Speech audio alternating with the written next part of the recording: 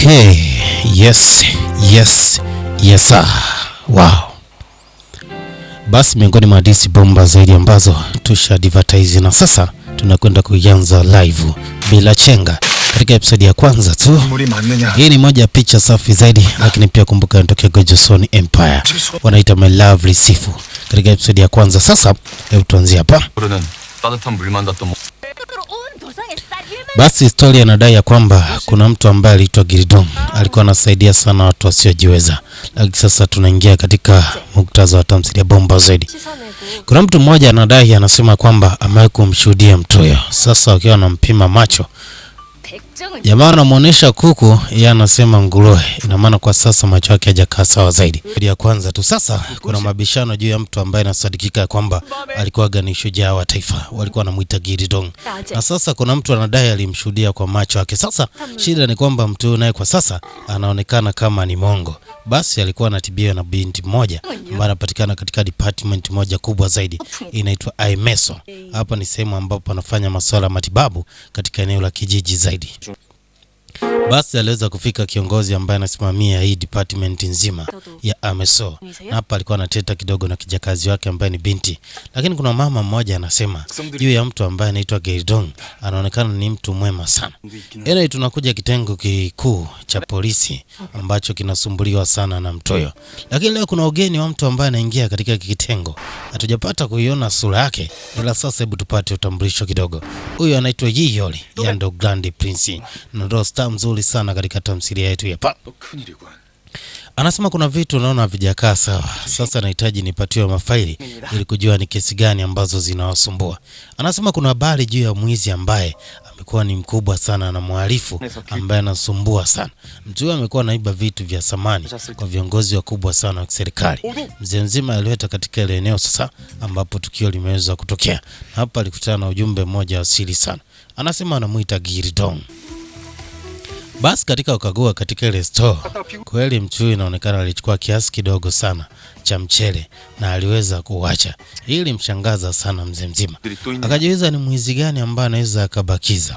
Basi moja kwa moja anasema kwa sasa nahitaji kuikamatia hii kesi. Asema sawa, lakini kumbuka unatakiwa kukutane na Queen Doage leo. Kwa hiyo kaa huku ni kama utapoteza muda. Anasema ngoja kwanza ni dili na hii kesi. Sasa mtaalamu anasema atadili na hii kesi. Kumbe mwamba ametoroka pale skule, amekuja huko Kinyemela. Huko amwacha chibonge mmoja. Sasa huyo chibonge aliachwa azuge.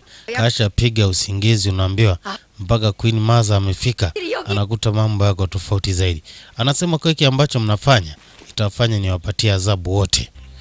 Kumwacha Grand Prince aweze kutoka kwenye jumba la kifalme pasipokuwa na taarifa zaidi. Huko upande wa pili kwa mfalme sasa kuna taarifa ambayo inamfikia mzee mzima ambaye ndio the king wa taifa kutoka kwa chifu. Anasema kila kitu kinaonekana kinashindwa kufika katika lengo sababu kuna vitu hatujaviimarisha vyema zaidi. Huyu mzee mzima anaitwa secretary na akaenda kumalizia hapo mbele zaidi. Sasa inaonekana kuna kimada ambaye amewekwa karibu sana na mfalme. Hatujui kazi yake ni nini, ila ni kama kuna namna ana maelewano na secretary. Alikuwa anafika Shingo ambaye ndo queen consort, yani mke wa mfalme. Anasema kuna vitu ambavyo nimevisikia juu ya makubaliano ya ndoa kati ya kijana wako na binti yangu. Anasema ni kweli kijana wangu yuko kwa ajili ya kujiandaa vyema ili aweze kutengeneza nafasi ya kuwa mkuu wako. Huyo kijana ambaye anazungumziwa ndio yuko hapa Chali. Yeye anaitwa Jayae. Ni mtu ambaye anapenda sana uchoraji. Na kaka binti ndo ambako anatakiwa akachumbie. Sasa binti alishtuka, ila anataka kudondoka tala bintibu, akadondoka kwenye mikono salama ya mzee mzima Jayae. Mambo mmoja anajua sana. Anasema naomba nikutambulishe, wewe ndo mwanamke ambaye natarajia kumwoa na wewe utakuwa kama concubine wangu. Kwa hiyo sasa tumekutana familia nzima hapa. Ili mkela sana binti. Kutambulishwa mke mdogo hata ndoa haijapita. Anasema kwa nini unafanya vitu kama hivyo? Hawajui inaweza kutengeneza riski sana.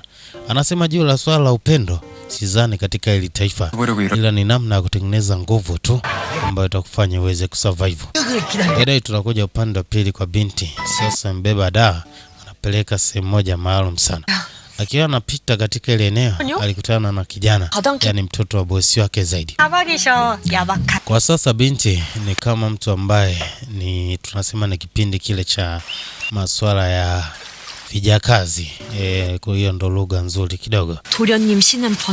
Mamake alikuwa naye ametumika kama concubine tu, na huyu mtu ambaye kwa sasa ni kama anasimamia maisha yao yote.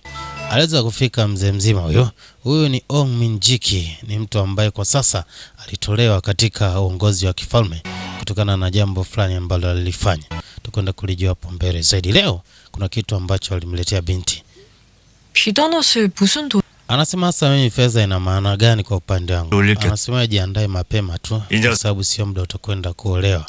Kwa sababu kila mwanamke anahitaji kwanza maisha ya wanawake zaidi. Yaani kimaanisha kwamba binti anatakiwa ajiandae kwa njia yake mwenyewe. Pande wa pili kwa mnyama Prince anaambia naye na bibi yake huko. Anasema usio na wasiwasi, na kwa sasa unatakiwa uweze kumwoa mtoto wa chifu. Yani waziri wa masuala ya vita, ni Prime Minister Chancellor. Yes, if I'm not mistaken. 사주단자는 제가 받아와야겠습니다. Anasema ndawaje mtu pasipo kumwona. Nahitaji nimwone na nijue kama mzuri, kwa sababu pia hiyo familia imekuwa attacked sana na Gidong. Basi mambo alifika moja kwa moja kwa baba mkwe mtarajiwa, na sasa alikuwa anateta na mzee. Akafika kabinti ambako itakiwa kaweze kuolewa. Taramu alikacheki sana. Kweli katoto kana uzuri, lakini sasa shida ni kwamba familia imekaa katika shughuli ya uwindaji sana. Anasema siwezi kujiongeza katika familia ambayo kwanza ina mambo mengi sana ambayo yanahusiana na umwagaji wa damu. Lakini pia nyie mlionekanaga mlitumika tu katika kumoverthrow yule queen aliyepita. Ostaki skendo je ikae katika maisha yangu. Na mimi siwezi kuwa mme ambaye naweza nikaoa kwa upande wako, kwa sababu nyie mlimtoaga Queen Mother katika kiti chake kwa mambo yenu mnayojua nyie. Sasa siwezi kuungana na nyie kwa namna yote. Mzee alikasirika sana. Katolewa nje live. Chale anatukumbusha kidogo kitu cha nyuma zaidi. Anasema kaka. Anasema sio vizuri uniite kaka, kwa sababu kwenye dunia ya siasa unatakiwa angalia njia ambayo itaweza kukusaidia. Anasema yeye alikuwa makini na kuwa mwenye usubutu zaidi. Kumbuka unatakiwa ufanye kila kitu kuweza kumlinda mamako, kwa sababu mimi nilifeligi kumlinda mamangu. Sasa akiwa anatoka kwa bahati mbaya, si akapigwa maji ese. Je, kwa anukia mashombo ya samaki. Zai kabidi avuliwe nguo, avalishwe nguo za watu wa chini, yani watumwa kwa kipindi hicho. Na akamwamuru bodyguard wake aende kuzifuata hizo nguo. Lakini sasa upande wa pili kwa binti yuko katika majukumu yake ya kumsafisha mzee na kumtibia vema. Huyo jamaa alifika akamwambia kitu kimoja. Leo alipwe zaidi. Binti anauliza vipi kuhusu ndoa? Hatujui ni nini ambacho alijibiwa pale. Kwa utakwenda kujua mbele zaidi. Hasa mambo huko mtaani analeta shida. Kutana na mtoto wa kishua, alafu anamletea dharau. Uchali ni kwamba ajui kwamba ni prince, yani grand prince wa taifa ambaye ndo the next king. Ambaye usijaribu kunishika kiasi hicho. Sasa akiwa analeta shida kidogo, kuna mtoto mmoja akaja akamtuliza. Kwani shida ni gani baba la baba? Anasema usiwaze namna ya kupambana na mtu huyo. Huyu ni mtumwa wangu. Huyu ni kijakazi wangu. Anasema hata hivyo amefanya makosa sana kudharau mtu wa juu zaidi. Binti ajui hata habari ya mtu huyo. Lakini sasa binti kwa sababu yuko kwa ajili ya kuwasaidia watu, hivyo aliact mpaka kulia ise. Anamtetea mzee mzima pasipo kutambua huyo ndo grand prince, yani next king. Anasema basi kwa leo ndakuacha ufanye kile ambacho kiko sawa kwa upande wako. Binti anamzuia. Sasa jamaa alitaka kurupoka, lakini sasa binti anamzuia. Kwa sababu binti hamjui mtu huyo, hivyo anamtetea tu. Kwa kwamba pia kuna namna hayuko sawa. Sasa kuna mtu anamfahamu binti, alikuwa anakuja lile eneo. Binti akamchomoa mshikaji chapu. Anasema lakini anaonekana kama ni familia. Basi pembeni baada ya kutoka pale, binti alitoka na mzee mzima. Anasema kwa nini umefanya vitu kama vile katika eneo la soko? Na nini ambacho ulikuwa unamaanisha? Anasema bwana nisha kusaidia. Naomba kila mtu aende kwa njia yake. Anasema nikimwambia mimi ni mtumwa inaweza ikawa mbaya zaidi kimoyo binti. Anamwambia lakini sasa unajua Binti anajiumauma sana, kuna kitu ambacho anakificha. 데리고 말고 가자. Basi natakiwa niishi hapa kumjibu mtu huyo. Binti akiwa anaondoka mara ghafla kalianza kamvua. Shalia leo sehemu moja akajibanza sana.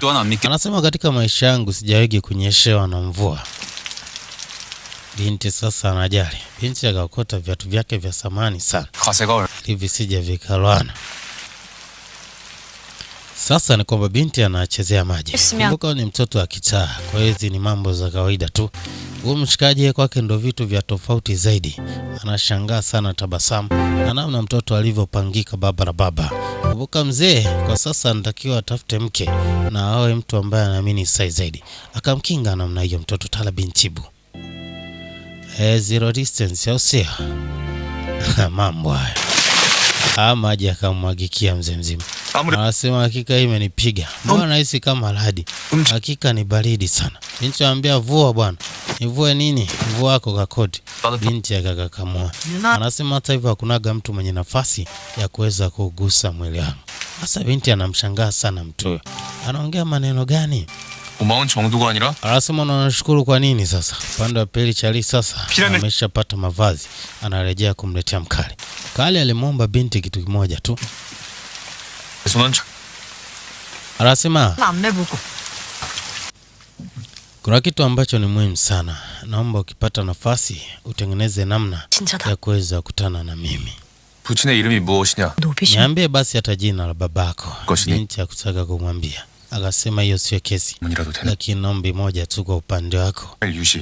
Kuna siku ambayo itakuwa ni siku ya full moon katika sehemu moja inaitwa Soa Village. Majira saa 12 jioni. Naomba ufike pale. Kuna kitu nahitaji kukuambia zaidi tofauti na hiki ambacho kilikuwa hapo. Hilo lilikuwa ni ombi la mnyama. Anasema kuna zawadi na kuna kitu ambacho anatakiwa ampatie bibi. Sasa ni kitu gani anachohitaji kumpatia bibi? Kimoyomoyo anasema ni adhabu. Sasa binti anasema ndaendelea kuishi maisha haya mpaka lini ya upweke. Na sasa nafikiri ni wakati sahihi wa kukutana na mtu sahihi zaidi. Katika eneo la Soa Village, mwamba ndo alikuwa anamsubiri bibie. Kumbuka huyo ni Grand Prince na binti hajui identity ya mtu huyo. Sasa unafikiri nini ambacho kinajiri katika episode safi inayofuata?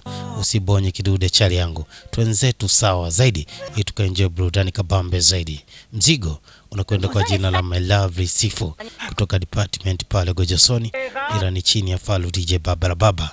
Tunazidi kunyolosha. Usite kulike, comment, kushare, kusubscribe. Mambo yatakuwa sawa zaidi. Twenzetu chali yangu. Say ciao. 감사합니다. 백정은 연병. 그 말은 눈가리도 허풍이다.